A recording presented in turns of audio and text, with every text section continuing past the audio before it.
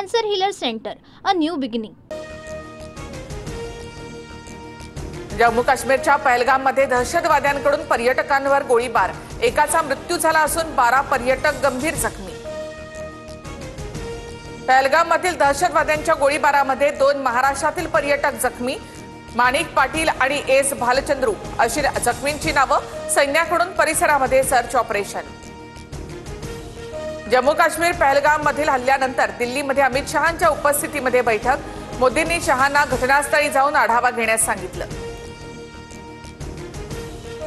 हिंदी भाषा सक्तीच्या निर्णयाला स्थगिती, सुधारित शासन निर्णय जाहीर करणार। हिंदी भाषा बंधनकारक असणार नाही, शालेय शिक्षण मंत्री दादा भुसे यांची घोषणा।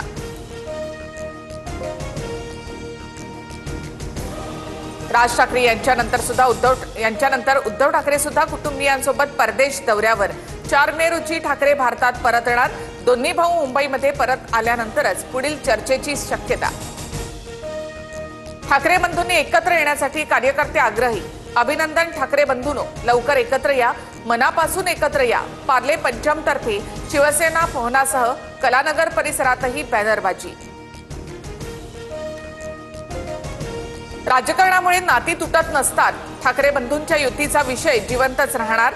राज ठाकरेंसोबत युतीसाठी उद्धव ठाकरे कमालीचे सकारात्मक, संजय राऊतांकडून स्पष्ट। मुंबईमधल्या सर्व लँडस्कॅमचे बादशहा उद्धव ठाकरे। भाजपच्या कार्यशाळेमध्ये आशिष शेलार यांची उद्धव ठाकरे यांच्यावर टीका। माझ्याशी किंवा अजित पवारांशी तुम्ही तुलना करता कामा नये, युगेंद्र पवारांच्या कार्यक्रमाला उपस्थित असणाऱ्या युवकांना शरद पवारांचा सल्ला।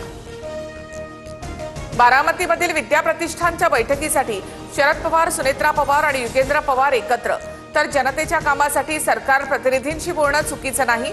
बैठकीवर शरद पवारांची प्रतिक्रिया।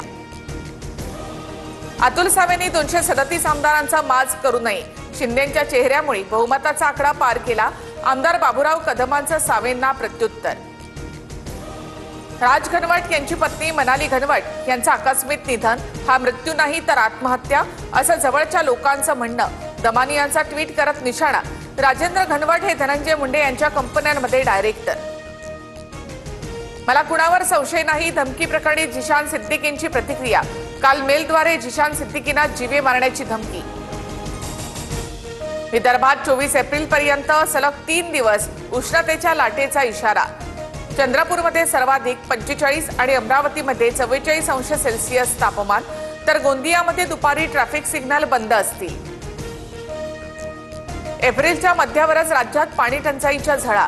विहिरीमधील पाण्याने तळ गाठला, वणवण भटकण्याची वेळ। काही ठिकाणी टँकरच्या फेऱ्या सुरू, तर जनावरांच्या पाण्याचा प्रश्न भीषण।